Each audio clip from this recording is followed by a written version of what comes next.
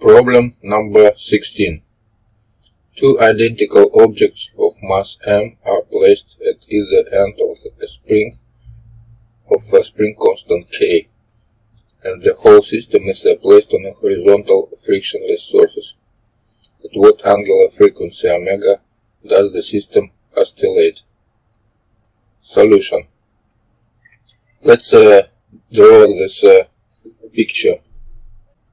On this picture we can see that if we put the system on oscillation, the center of mass will not move. It means that we can split this system by half, and each half will oscillate independently, because this wall is not moving.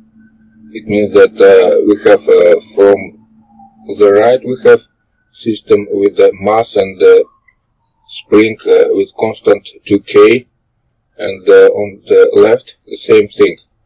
So it means that both masses will oscillate with omega equal square root from 2k over m.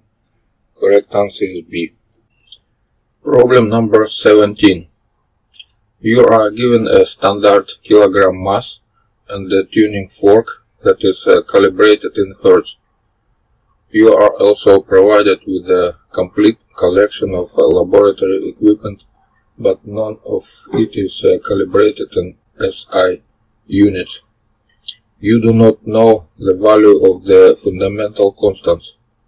Which of the following quantities could you measure in SI units? A. The acceleration due to gravity.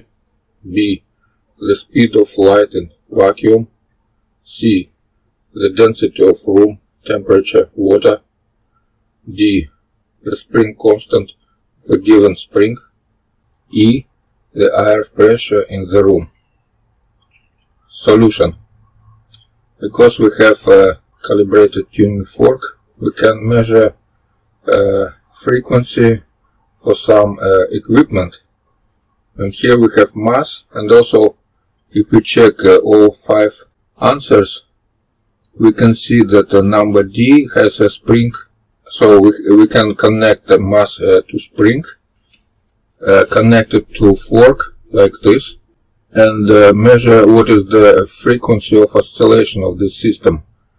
From this frequency we can find what is a constant K. This is the formula how to find what is a constant K. So correct answer is D. Problem number 18. A simple pendulum of length L is constructed from a point object of mass m suspended by a massless string attached to a fixed pivot point. Small peg is placed a distance 2/3 of L directly below the fixed pivot point, so that the pendulum should swing as shown in the figure below. The mass is displaced 5 degrees from the vertical and released. How long does it take to return to its starting position? Solution. Let's analyze this motion. First, if we had initial angle 5 degrees, that's small. It's like a small oscillation, almost a harmonic oscillation. And when we reach this pivot, here the maximum angle will be around 15 degrees, which is small enough for oscillations. So we can just estimate this motion like this. So first we have quite a long period when this pendulum swung through this construction, but when this string reached this peg, it starts to oscillate like this with a length of just 1/3. And now we have another quarter of period, but a small period. After that, this pendulum swung back for a quarter of a small period, and after that it's get back again for quarter of a long period. Totally we have 2 quarters of a long period and 2 quarters of a short period. Let's write equations for long period. That will be a half long period.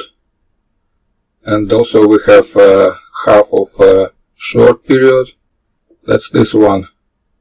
And now we can count what is total time to move from this point back to this point. That will be this expression. So if we look at this expression, that's exactly E answer. So correct answer is E.